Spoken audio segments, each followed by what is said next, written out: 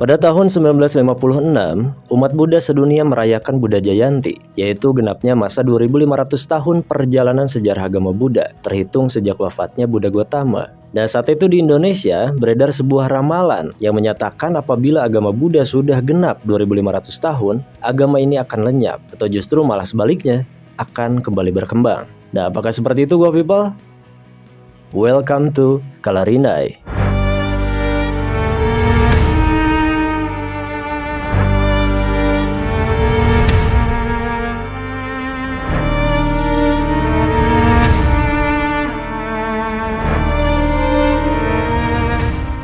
Assalamualaikum, kembali lagi bersama gua Ahmad Pasha. Kita awali dari pasca kemerdekaan Indonesia, yang mana kebebasan untuk menganut agama Buddha pun mulai tumbuh. Yang sebelumnya di zaman kolonial itu agak sulit ya, karena agama ini kehilangan panggungnya. Dan tentunya momen kemerdekaan itu memberikan semangat yang baru bagi umat Buddha kala itu.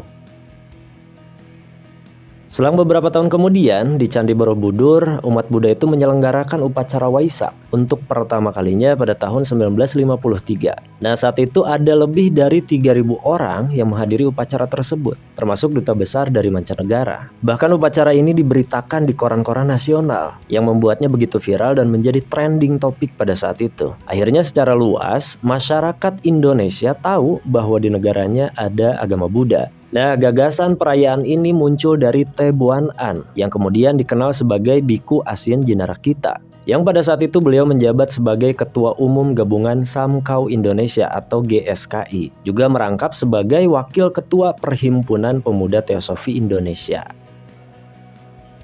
Kita belok sedikit, Go People. GSKI sendiri dibentuk pada tanggal 20 Februari 1953 sebagai gabungan dari Samkau He setelah wafatnya Kue Te Hai dan Tian Li He yang saat itu dipimpin oleh Ong Tiang Biao atau Biku Jinaputa, yang selanjutnya diikuti juga oleh bagian kebaktian Sin Ming Hui atau yang sekarang dikenal menjadi Perkumpulan Sosial Chandranaya. Kemudian GSKI berganti nama menjadi Gabungan Tridharma Indonesia pada tahun 1961 hingga 1963.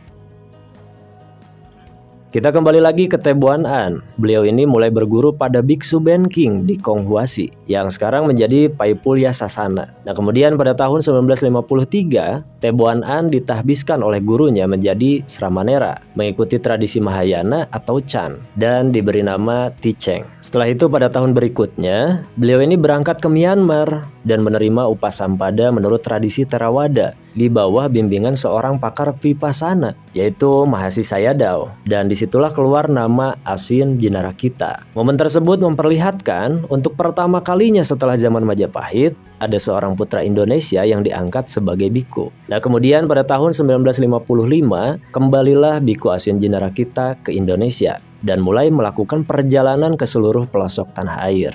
Tujuannya adalah untuk membimbing umat dalam mempraktikkan ajaran Buddha, seperti melatih diri dalam meditasi Metta Bhavana dan Vipassana Bhavana. Nah, dari situlah umat Buddha terdorong untuk membangun wihara atau setidaknya cetya. Ya, walaupun mengikuti dua tradisi yaitu Mahayana dan Theravada, tapi mereka ini tidak pernah mempermasalahkan hal itu. Bahkan Asien Jinarakita ini mengajarkan untuk lebih banyak membaca parita menurut tradisi Pali dan memperkenalkan kepada mereka mantra berbahasa Sanskerta dan Tionghoa. Selanjutnya, di hari Asada ke-2499 atau tepatnya pada tanggal 4 Juli 1955, di Wihara Buddha Gaya Watugong, Asien Jinarakita mendirikan organisasi Persaudaraan Upasaka Upasika Indonesia atau PUUI. Nah, sebagai wadah bagi para pembantu biku yang diketuai oleh Upasaka Madyantika Mangunkawaca. Nah, Go People, Upasaka maupun Upasika adalah umat yang sudah menyatakan diri untuk berlindung pada Triratna dan berjanji untuk melaksanakan Pancasila melalui sebuah ritual yang disebut Wisudi. Kemudian pada tahun 1956, umat Buddha sedunia itu merayakan Buddha Jayanti, yaitu genapnya masa 2500 tahun perjalanan sejarah agama Buddha terhitung sejak wafatnya Buddha Gotama. Nah, saat itu beredar sebuah ramalan yang menyatakan apabila agama Buddha sudah genap 2500 tahun, agama ini akan lenyap, atau justru malah sebaliknya, akan kembali berkembang. Oke gua people, kita bahas sedikit soal ramalan yang beredar pada saat itu. Nah, ringkasnya, tahun perayaan Buddha Jayanti atau Buddha Sasana ke-2500 atau era Buddha ke-2500 ini diperingati secara besar-besaran di berbagai negara, termasuk India, Sri Lanka, Myanmar, Thailand, hingga Indonesia. Nah, di Indonesia momentum ini digunakan untuk menghidupkan kembali semangat kebangkitan agama Buddha setelah masa kemunduran yang panjang sejak runtuhnya kerajaan Majapahit. Nah, pertanyaannya adalah, ramalan itu berasal dari mana sih? Ternyata gua people, ada dalam tradisi Theravada, khususnya dari teks-teks komentar seperti Mahavamsa atau Buddha Vamsa. Ya, memang ada kepercayaan atau ramalan bahwa ajaran Buddha ini akan bertahan selama 5.000 tahun saja, dan masa 2.500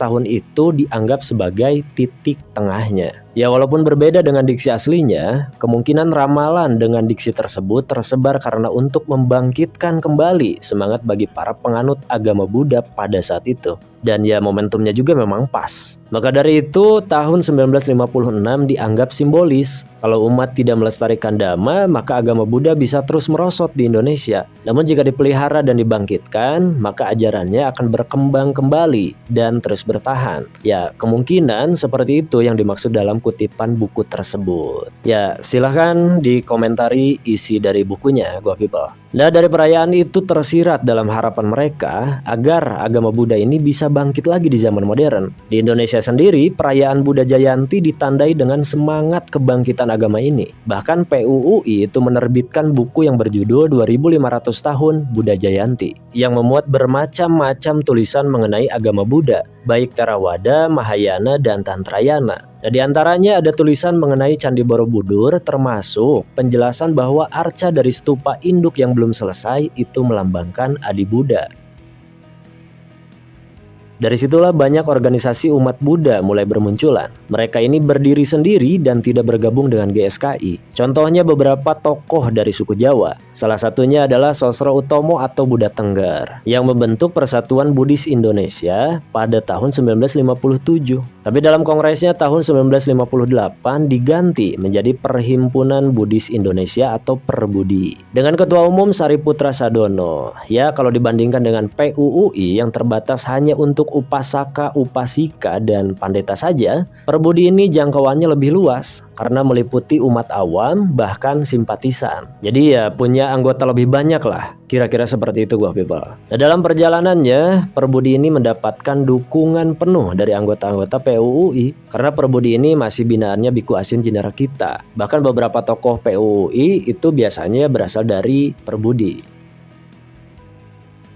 Selanjutnya, karena Indonesia masih membutuhkan banyak biku, akhirnya pada tahun 1959, Biku Asin Jinarakita mengundang 13 biksu dari luar negeri untuk menahbiskan biku-biku baru di Indonesia. Nah, diantaranya ada Mahasisha Yadaw dari Myanmar, Mahathera Narada, 6 biku dari Sri Lanka, 3 biku dari Thailand, dan 2 biku dari Kamboja. Nah, kenapa pada saat itu penahbisan biku baru harus mengundang biksu dari luar negeri? Karena pada saat itu biksu di Indonesia masih sedikit. Sedangkan menurut Winaya atau peraturan Sangga, penahbisan biku yaitu upasampada bisa dilakukan dengan syarat harus dihadiri minimal oleh 5 biksu senior. Salah seorang yang ditahbiskan kala itu adalah Ong Tiang Biao yang diberi nama Jinaputa. Beliau ini pendiri sekolah Buddhis pertama di Indonesia. Letak sekolahnya ada di Jakarta yang dibangun pada tahun 1931 dengan nama Batavia English School.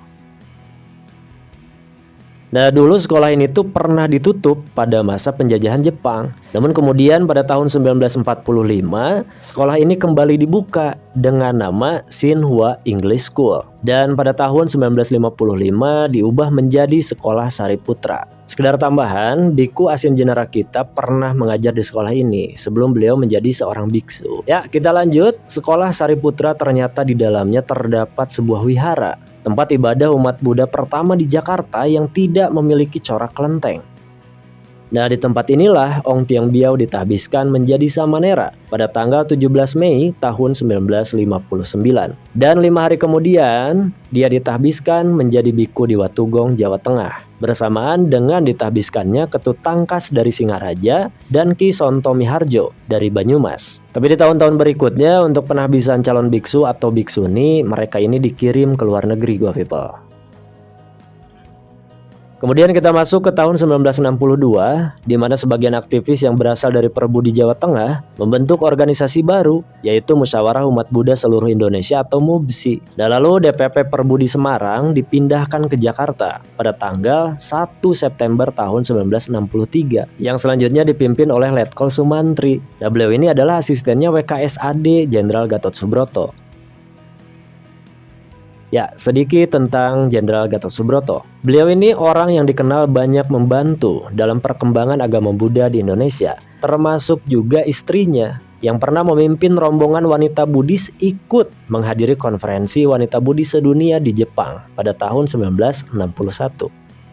Dari sini sebetulnya masih banyak lagi organisasi yang bermunculan. Selain organisasi umat awam, muncullah organisasi Sangga yang disebut Sangga Suci Indonesia, yang ketika masuk tahun 1963 namanya diubah menjadi Mahasangga Indonesia. Nah, kemudian di Semarang pada tahun 1965 berdiri Buddhis Indonesia, memisahkan diri dari Perbudi. Lalu bagaimana keadaan organisasi-organisasi umat Buddha setelah gerakan 30 September di tahun 1966?